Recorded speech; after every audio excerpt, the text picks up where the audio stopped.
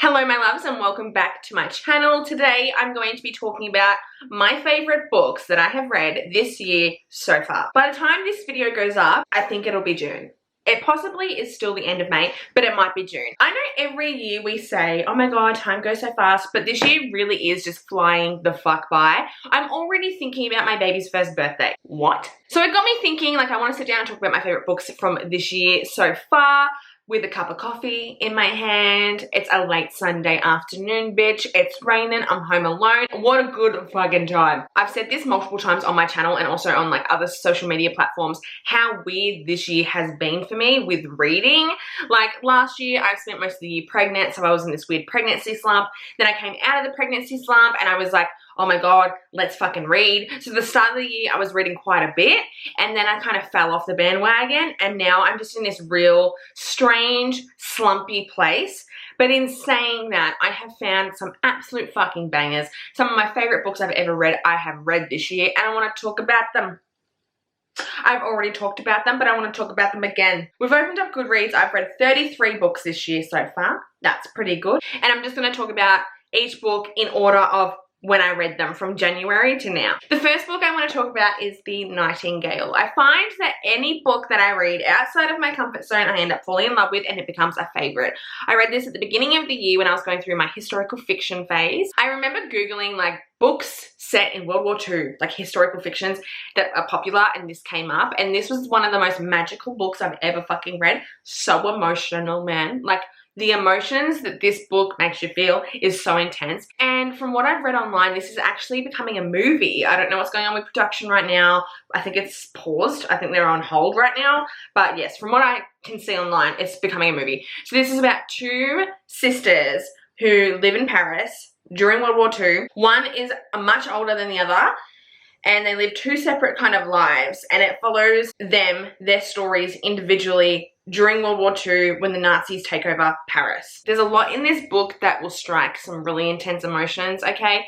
And the last page in this book is one of the best pages I have ever read in my fucking life to wrap up a book. I remember finishing this and sitting in the living room on my couch just staring outside the window. I couldn't even process what this book did to me. It is phenomenal and it's so good. There is a hint of romance in here as well, but it's very graphic, very sad. I like to read books that flow like movies, and this book here has a lot of different languages. You know, we've got French, we've got German, we've got English, like there's a whole bunch of different languages in here, so I found it quite hard to, not hard to read, but it just took its time. It is only like 450 pages, less than that, so it's not ginormous, but because there's so much going on and it is so intense, I did have to take breaks. Going from that book to this next one, my reading taste has changed so much this year. It's wild. It's so fucking wild. The next book is Hawk by Jessie Hall. This threw me through a loop when I read it. It gave me classic After vibes, like the emotions and the feelings that I felt when I read After 4 years ago when I was 24 years old, before all of this began. It gave me those feels. It had the best dark romance type of vibes to it. Not too heavy, but not too soft. It was just like my perfect read and I could not stop. I was gobbling it up. Speed reading, bitch. I had no sleep during the time that I was reading this because between feeding my baby and him sleeping, I was reading. This one is about a girl who is in a relationship with this guy who she thinks she's in love with, but she's honestly not. And she's kind of just convinced herself that this relationship is good for her, even though she knows deep down inside that it's not right. He ends up letting an ex-con, a man who's just come out of prison, Hawk, move in with them and stay in their house. Hawk is the best book boyfriend. He is so steam-worthy. There's also a whole lot of drama in this book, which I love, like toxic, trashy drama. It's my favorite. And this was just a really good read that I love and still think about to this day. Alright, so this book here is my favorite book of all time. One of. It's in my top 5, honestly. I think about it all the time. I wish I could read it again for the very first time, and it's Before Us by Julie Ann. The cover is beautiful, totally my vibe, totally up my alley. There was just something so special about this book. It was so emotional.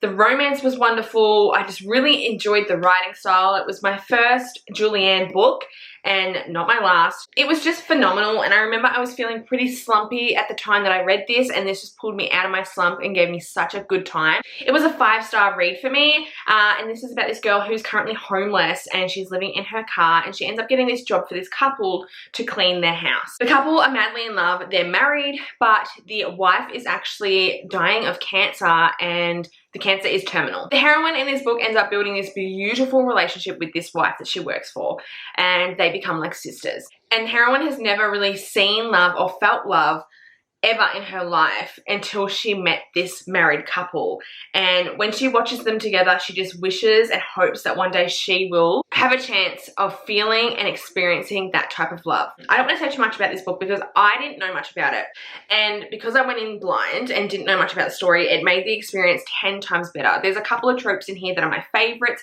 that I didn't know that were going to be in here. Then we have The Housemaid by Frida McFadden. Oh, I still can't get over how good this book is. One of my favorite thrillers I've ever read. This book made me fall in love with thrillers. If you already follow me, you already know that Verity by Colleen Hoover is one of my favorite books of all time. And this is on par with Verity, if not better. It was a page turner. I could not stop reading. It gave me all the feels, the creepy thriller feels that I'm searching for. It was fast paced. It was a mind fuck. I was totally shocked when the plot twist happened. I was just like, what the fuck, bitch? I did not see that coming. And I was obsessed, absolutely obsessed. I have read a couple of books since reading this that are from Frida, and to me, this is still her best work that I've read so far. I want to reread so many of these books already, but with thrillers, it's like you can't really reread them because they just don't hit the same once you know the plot twist. Like, they're the types of books that you can't reread as often or really ever because they just won't hit the same. Black Rose came out this year by Karina Halley, which is the second book in the Dracula's duet. The first one is Blood Orange. That came out at the end of last year. And oh my god, this book was so good. I was looking forward to this. I had it like marked on my fucking calendar. I was waiting for Karina to release this. And it filled my fucking cup up, bitch. If you like paranormal, vampires, witches, that type of thing, please read this. I love this duet. It's so good. There's lots of dark, smutty sex scenes.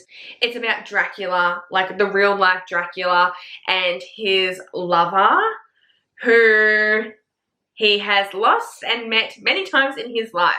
It's just so good. I love Karina Halley. She has actually inspired me recently to film a favorite author video, which I want to do in the next couple of weeks. And she is one of my favorite authors. There's not a book that I've picked up from her that I haven't liked.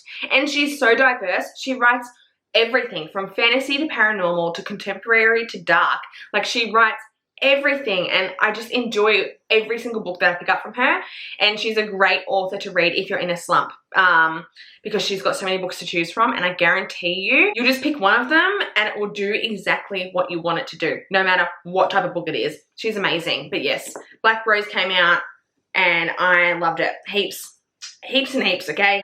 So this next book is on par with Before Us, okay? And it's Before I Let You Go by Kennedy Ryan. This is halfway annotated. That's why there's a bookmark in it. Like, I have read it, but I've been sitting down and annotating my favorites. I've got 2 copies. So one for the bookshelf and one for beside my bed. And this one's going to live next to my bed because I feel like this is a book that I need to pick up and read, like my annotations, often, because it just sparked so much in me when I read it. I did do a whole video talking about it when I did read this book. I just love Kennedy so much. She's such a good author and her stories are so amazing. And marriage in trouble is one of my favorite tropes ever. And this book here is about a divorced couple who have been divorced for 2 years and they still own a business together, and they're working through a lot of shit within themselves and trying to move on with their life, but they're soulmates. And even though something tragic happened to them, they come to realize that they're still in love with each other. Like, it's honestly so sweet and so good, and I just loved every minute of it. And if you haven't read it, you need to read it because it's one of the best. I finally read Praise by Sarah Kate, and I absolutely loved it. It's the only book I've read from this series, and I have been eyeing off the new series that is coming out soon that she has been promoting. I definitely will get through these books this year. I'm just taking my time. I just had to adjust the brightness because the sun's fucking me up. Anyway, it was fun, it was spicy, and it reminded me so much of Fiona Cole's Voyeur series. Very much the same vibes. And so when I was reading Praise, I got a lot of nostalgia from like 2020 when I read the Voyeur series, even though different authors, different stories, different couples, all that jazz.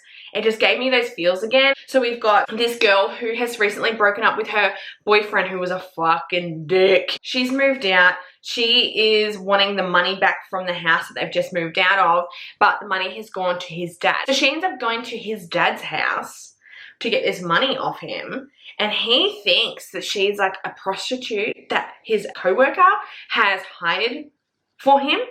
So when she walks in, he's like demanding her to kneel at his feet and shit, and she's like so awkward about it. So she's just like, okay, bitch, and kneels for him. And then he figures out, oh my god, this is my son's girlfriend. And then she's like, I'm actually his ex-girlfriend.